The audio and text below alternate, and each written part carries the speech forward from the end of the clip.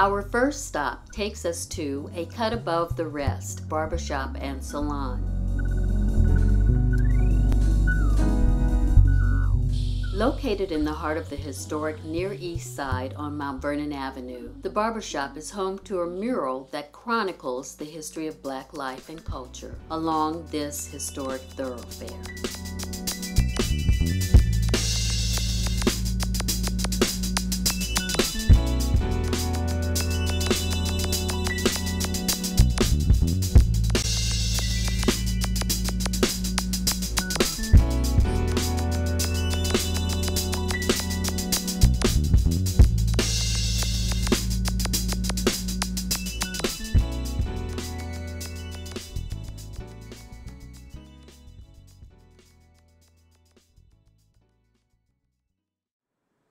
Down the road at the King Arts Complex, we sat down with Dr. Melvin V. Richardson, coordinator of the City of Columbus Black History Month celebration, to ask him a few questions about this year's celebration. Well, hello everyone. I'm Melvin Richardson. I'm here to provide information, maybe insight into Black history as it's celebrated by the City of Columbus. This is the 18th year for our celebration, and the theme this year is the role of struggle in African American history. We set out to not only just entertain, and we have some wonderful performers who are part of this year's program, but we also set out to educate. Hi, I'm Esther Baker-Tarpaga, and I'm co-artistic director of Baker-Tarpaga Dance Project, and I choreographed this work called Beautiful Struggle. There's 5 performers in it, and 2 live musicians who are also performing.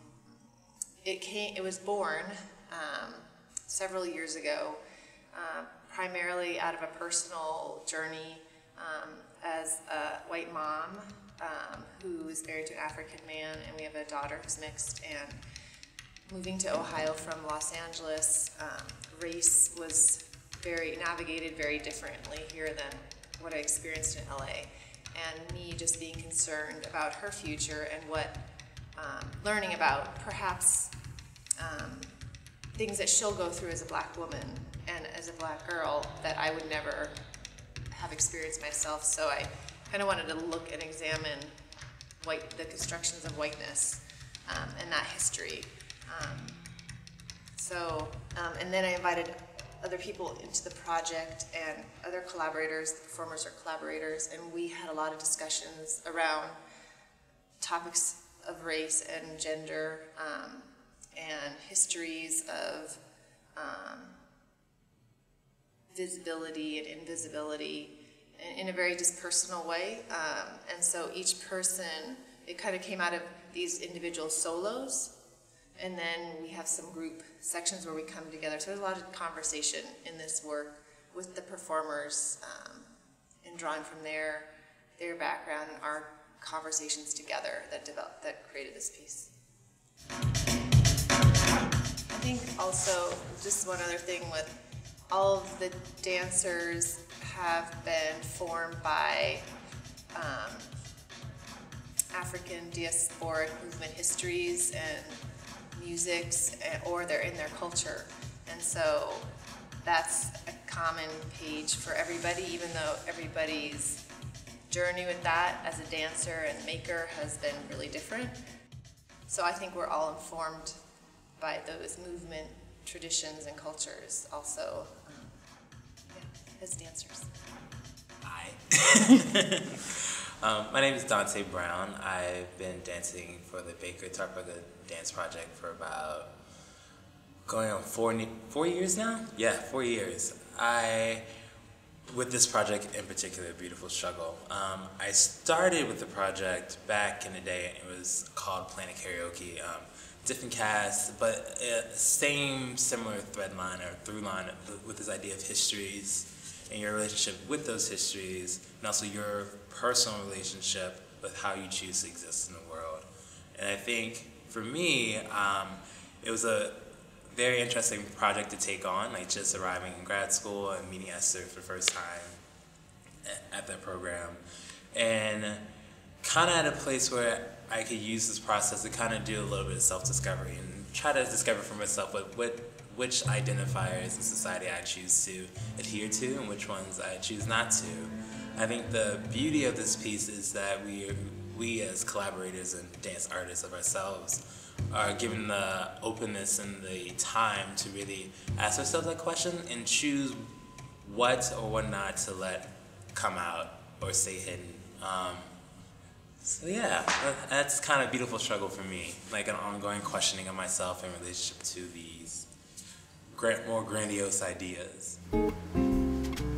For one thing, the King Arts Complex, I think, is really a community jewel.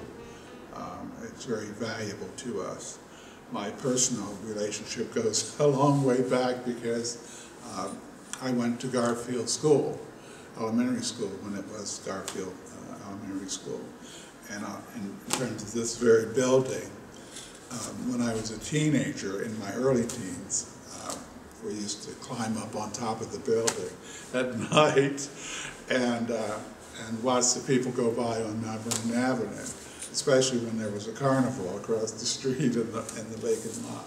So my attachment goes back a long way, but of course the work that they do in terms of preserving our history and furthering our heritage and culture is just invaluable to us as a community. We being the city with this Black History Month celebration, it is now an affair that people look forward to, and many people have been here every year. The mayor has been here every year, and he has bragged about the fact that he hasn't missed one year. So he will be here again this year to have remarks on the theme. What I'm most looking forward to is our young people understanding our Black history, because too often it is lost. There were many people in our history that shaped who we are today, and we have to maintain our culture, maintain our identity, and understand who we are and how we fit into society. I think the number one struggle is education. The next great civil rights movement in this country, and frankly in the city of Columbus, is going to revolve around educational opportunities.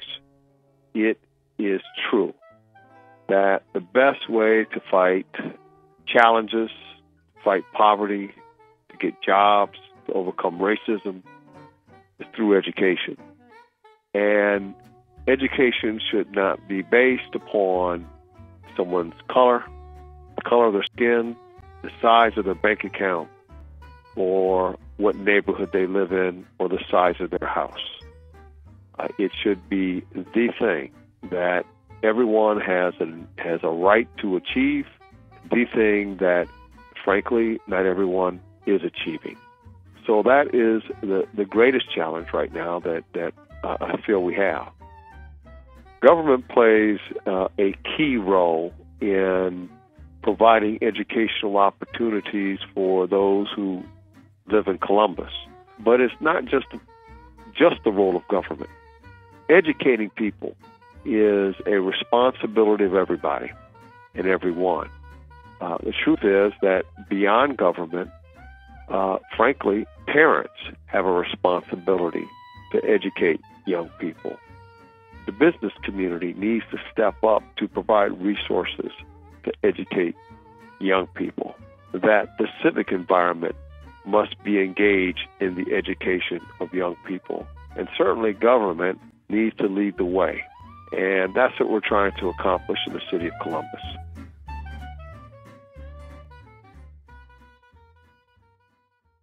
For the last stop on our journey, we headed to the George Washington Williams Memorial Room at the Ohio State House to speak with Dr. Annette Jefferson about the importance of living history. My name is Annette E. Jefferson, and sometimes I put PhD behind that. My mission is that I link the past with the present to empower the future. And it gives me great satisfaction to bring dead people to life through living history. And now, someone I knew and cared about was in the awful grip of Montgomery, Alabama law. Miss Rosa slid to the edge of her aisle seat. She rose with all the dignity of a royal queen. Living history is a great deal of fun. I am joined with others who are enamored with living history, and we have formed a Black living history theater troupe called We've Known Rivers. And for the past 4 years, we have performed here at the State House. Walking through a building or visiting an historical place are all interesting, educational, entertaining things to do. But bringing a character to life broadens your perspective on the things that have happened in our American saga. And you begin to see how things are and issues and events are woven together, and the role that individuals play.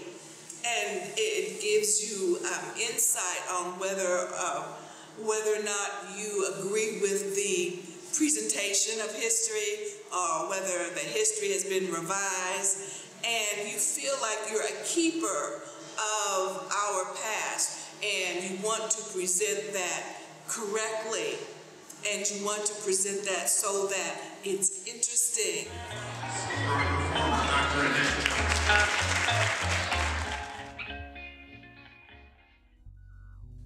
Thanks for joining us, and let us know in the comment section below how you celebrate Black history.